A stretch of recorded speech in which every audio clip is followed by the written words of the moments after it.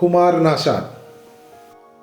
മലയാള ഭാഷയിൽ ആധുനിക കവിത്രയങ്ങൾ എന്നറിയപ്പെടുന്ന കവികളാണ് ആശാൻ, ഉള്ളൂർ, വള്ളത്തോൾ.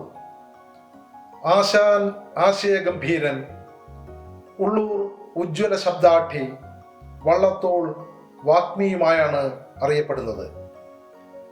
ആശയഗാംഭീര്യത്തോടൊപ്പം സ്നേഹഗായകനുമായിരുന്നു കുമാരനാശാൻ. എൻ കുമാരനാശാൻ 1873 ഏപ്രിൽ 12 ജനിച്ചു.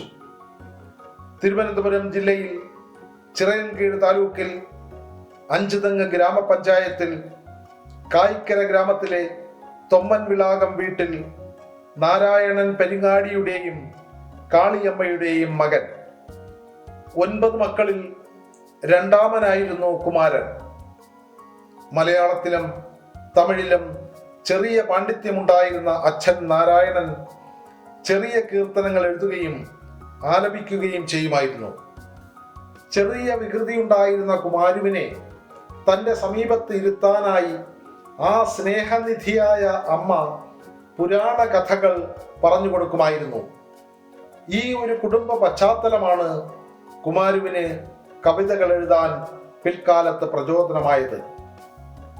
7 വയസ്സായപ്പോൾ കുമാരുവിനെ തുണ്ടത്തിൽ പെരുമാളാശാന്റെ കുടിപ്പള്ളിക്കൂടത്തിൽ ചേർത്തു. വളരെ വേഗം എഴുത്തും കണക്കും സ്വായത്തമാക്കിയ കുമാരു 8-ാം വയസ്സിൽ സംസ്കൃത പഠനം ആരംഭിച്ചു. ഈ സമയത്ത് നാട്ടുകാരുടെ പ്രയത്നഫലമായി ഒരു പ്രൈമറി സ്കൂൾ സ്ഥാപിച്ചു. ചക്കൻവിളാകം പ്രൈമറി സ്കൂൾ അഥവാ കോയിൽത്തോട്ടം സ്കൂൾ എന്നറിയപ്പെട്ടു. ഇതാണ് ഇപ്പോഴത്തെ Asan memorial government LP school Kayikkara.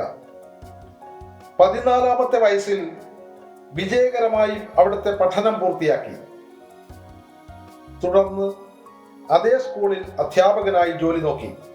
അത്ര ചെറുപ്രായത്തിൽ അധ്യാപകനായി ജോലി ചെയ്യാൻ വകുപ്പില്ലാതിരുന്നതിനാൽ ആ ജോലി സ്ഥിരപ്പെട്ട് കിട്ടിയില്ല.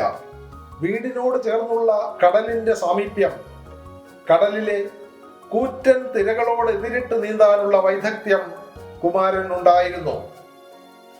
കൂടുതൽ പഠിപ്പിക്കാൻ ആഗ്രഹമുണ്ടായിരുന്ന അച്ഛനെ തന്റെ സാമ്പത്തിക ചുറ്റുപാടുകൾ കാരണം കുമാരുവിനെ കൂടുതൽ പഠിപ്പിക്കാൻ കഴിഞ്ഞില്ല. എന്നാൽ കൊച്ചാരിയൻ വൈദ്യന്റെ കടയിൽ കണക്കെഴുത്ത് ജോലി തരപ്പെടുത്തി കൊടുത്തു.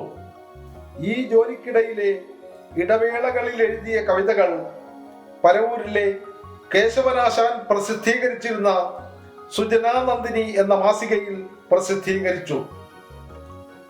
കുമാരന്റെ കവിതാവാസന മനസ്സിലാക്കിയ കൊച്ചാരിയൻ വൈദ്യൻ കുമാരന്റെ അച്ഛനെ സ്നേഹപൂർവ്വം കൂടുതൽ പഠിപ്പിക്കാൻ നിർബന്ധിച്ചു. തുടർന്ന് മണമ്പൂരുള്ള അച്ഛന്റെ ജ്യേഷ്ഠന്റെ വീട്ടിലേക്ക് അയക്കുകയും മണമ്പൂർ ഗോവിന്ദനാശാൻ എന്ന പ്രമുഖ പണ്ഡിതന്റെ വിജ്ഞാന സന്ധായിനി എന്ന പാഠശാലയിൽ കുമാരനെ ചേർത്തു. ഈ സമയങ്ങളിൽ അനേകം കൃതികൾ കുമാരൻ രചിച്ചു. അസുഖബാധിതനായ കുമാരൻ കായിക്കരയിൽ മടങ്ങിയെത്തി. അഞ്ചുതെങ്ങ് ശ്രീ ജ്ഞാനേശ്വര ക്ഷേത്രത്തിൽ വിശ്രമിക്കുകയായിരുന്ന ശ്രീനാരായണ ഗുരുവിനെ അച്ഛൻ നാരായണൻ വീട്ടിലേക്ക് ക്ഷണിച്ചു കൊണ്ടുവന്നു. ആദ്യ കാഴ്ചയിൽ തന്നെ ആ മഹായോഗി തന്റെ ദിവ്യ ദൃഷ്ടിയാൽ കുമാരുവിന്റെ കഴിവുകളെ മനസ്സിലാക്കി. കുമാരന്റെ കവിതകൾ പരിശോധിച്ച ഗുരു ശൃംഗാര കവിതകൾ എഴുതുന്നതിൽ നിന്നും കുമാരനെ നിരുത്സാഹപ്പെടുത്തി. ആ യുഗപുരുഷനുമായുള്ള ആദ്യ സമാഗമം ഒരാത്മീയ ബന്ധത്തിന്റെയും പുതിയൊരു ചരിത്രത്തിന്റെയും തുടക്കമായിരുന്നു. ശ്രീനാരായണ ഗുരുവിന്റെ ആത്മീയ ചൈതന്യം കുമാരനെ യോഗിയും വേദാന്തിയുമാക്കി. കായിക്കരയിലെ സുബ്രഹ്മണ്യ സ്വാമി ക്ഷേത്രത്തിലെ പൂജാരിയിൽ നിന്നും വക്കം സുബ്രഹ്മണ്യ ക്ഷേത്രത്തിൽ പൂജാരിയായി. അതോടൊപ്പം ക്ഷേത്ര പരിസരത്ത് താൻ പഠിച്ച സംസ്കൃതം പഠിപ്പിക്കാൻ തുടങ്ങി. അങ്ങനെ കുമാരനാശാനായി. ഈ സമയങ്ങളിലും തന്റെ കവിതാരചന തുടർന്നുകൊണ്ടിരുന്നു. അല്പകാലത്തിന് ശേഷം നാടുവിട്ടലഞ്ഞ കുമാരൻ അരുവിപ്പുറത്ത് ശ്രീനാരായണ ഗുരുവിന് സമീപമെത്തി. തന്റെ ശിഷ്യനെ ഉപരിപഠനത്തിന് അയക്കാൻ തീരുമാനിച്ച ശ്രീനാരായണ ഗുരു കുമാരനാശാനെയും കൂട്ടി ബാംഗ്ലൂരിൽ ഡോക്ടർ പൽപുവിന് അടുത്തെത്തി. കുമാരനാശാനെ ഗുരുവിന്റെ നിർദ്ദേശപ്രകാരം ഡോക്ടർ പൽപു ബാംഗ്ലൂർ ശ്രീ ചാമരാജേന്ദ്ര സംസ്കൃത കോളേജിൽ ചേർത്തു. ന്യായശാസ്ത്രം പ്രധാന വിഷയമായി പഠിച്ച കുമാരനാശാൻ സ്കോളർഷിപ്പോടുകൂടി ഉന്നത വിജയം കരസ്ഥമാക്കി.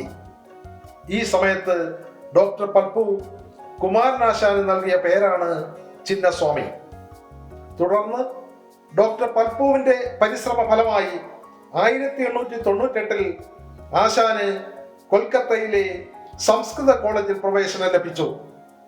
25 വയസ്സ് മുതൽ 27 വയസ്സ് വരെ അവിടെ പഠിച്ച കുമാരനാശാൻ ന്യായശാസ്ത്രം, ദർശനം, വ്യാകരണം, കാവ്യം, അതോടൊപ്പം ഇംഗ്ലീഷിലും പാണ്ഡിത്യം നേടി. ബംഗാളി സാഹിത്യവും രവീന്ദ്രനാഥ ടാഗോറിന്റെ കവിതകളും കുമാരനാശാനെ ഏറെ സ്വാധീനിച്ചു. പഠന പൂർത്തീകരണ ശേഷം അരുവിപ്പുറത്ത് മടങ്ങിയെത്തിയ കുമാരനാശാൻ 3 വർഷക്കാലത്തോളം അരുവിപ്പുറം ആശ്രമത്തിൽ കവിതാരചനയിൽ മുഴുകി. ഇതിനിടയ്ക്ക് ശ്രീനാരായണ ഗുരുവും ഡോക്ടർ പൽപുവും മുൻകൈയെടുത്ത് SNDP യോഗം സ്ഥാപിതമായി. അങ്ങനെ ശ്രീനാരായണ ഗുരുവിന്റെ നിർദ്ദേശപ്രകാരം 1903 കുമാരനാശാൻ SNDP യോഗത്തിന്റെ ആദ്യ സെക്രട്ടറിയായി. 1904 SNDP യോഗത്തിന്റെ മുഖപത്രമായ വിവേകോദയം മാസിക ആരംഭിച്ചു.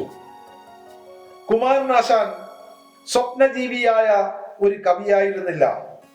സാമൂഹിക യാഥാർത്ഥ്യങ്ങളുമായി നിരന്തരം പോരാടിയിരുന്ന ഒരു അസാധാരണ കവിയായിരുന്നു കുമാരനാശാൻ.